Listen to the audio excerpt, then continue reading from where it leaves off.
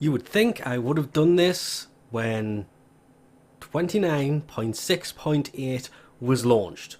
Technically, I did. It took 2 hours to download this update. The Ensmallening Part 3. Basically meaning it was a 7 GB download, but the game is now 3.6 GB smaller than it was before. Just because of a few different things like how meshes work. You literally have before, after, before, after. To be fair, you're never really going to notice a massive difference. It's not that bad. It's better, if we're being brutally honest about this. Look at the lips, where the lips join together. Much smoother now than before, where it's not at all. The nostrils look much better, the eyes, the cheeks. It's more lighting if I had to take a guess on that one, but the meshing is just better now. After, it's just most noticeable on here is the lips. Goes from, I wouldn't say pixelated, I would just say not as good as after. Before, after, before, after, before, after. It's made things much smoother and made the file size much smaller. 3.6 gig, and I'm kind of stuck on there we go. Just leave that back right in the middle of the mouth. Part 1 and Part 2 also did a similar thing, so this is now much smaller than it used to be, which is actually kind of great because the drive this is installed onto has, I'm just going to say no space left on it whatsoever, but now it's got a little bit more. There is the DTLS rollout. Honestly, the best way I can put this is it's just going to make things better for people who have strict NAT.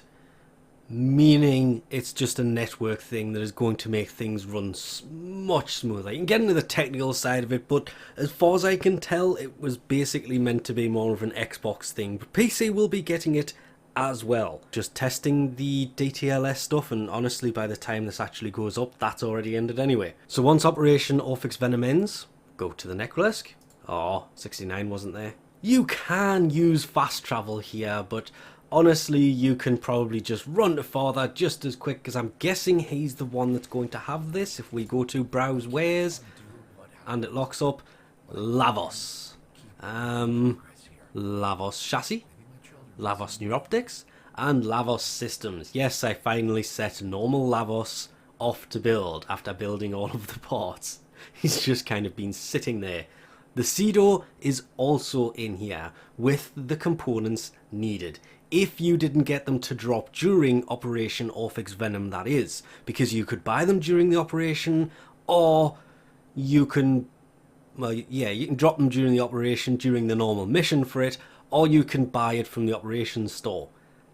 I'm mentioning this simply because it is technically now live on console, but after it's live on console, Father will sell it. Which is great because it means after the operation ends, he is not locked into being just an operation reward. Unlike a few other things that, well, try and get a hold of a Basmo if you can. Technically it's tradable, so you can. And I also can't remember if that's the right weapon I'm thinking of.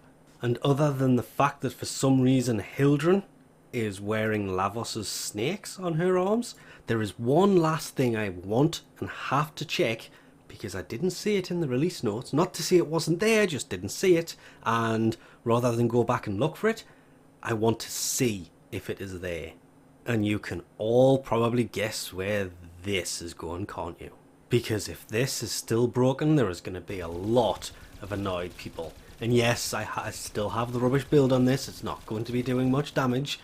But we have the primary fire mode, still the same as it's supposed to be.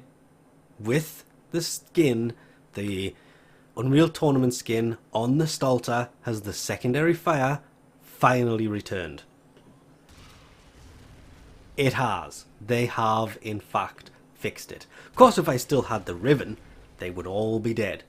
Because that Riven was absolutely insane. And the damage it dealt was nuts. But it's back. Finally. This should have been fixed early last week, and it wasn't. It has been now, so people can stop messaging me about this. There is a lot of other bugs that are obviously still out there that haven't been fixed, and as I mentioned before, there's no build on the Stalhta. It is basically just unmodded. I just wanted to make sure that they fixed the fact that the alternate fire was gone. They have, it is back, and it is still just as nice as it was before. The damage, probably still nicer than it was before, but the thing was, it didn't have an alternate fire. There wasn't one. It just didn't detonate. It continued going through the wall. It just kept going, no matter what you hit. Has been fixed, is there. I'm actually really happy about that, and I'm probably going to take this thing and put it away again because I love the look of it. But until I get a ribbon for it, it basically sits on a shelf as one of those weapons I know can annihilate all with the right mod setup on it.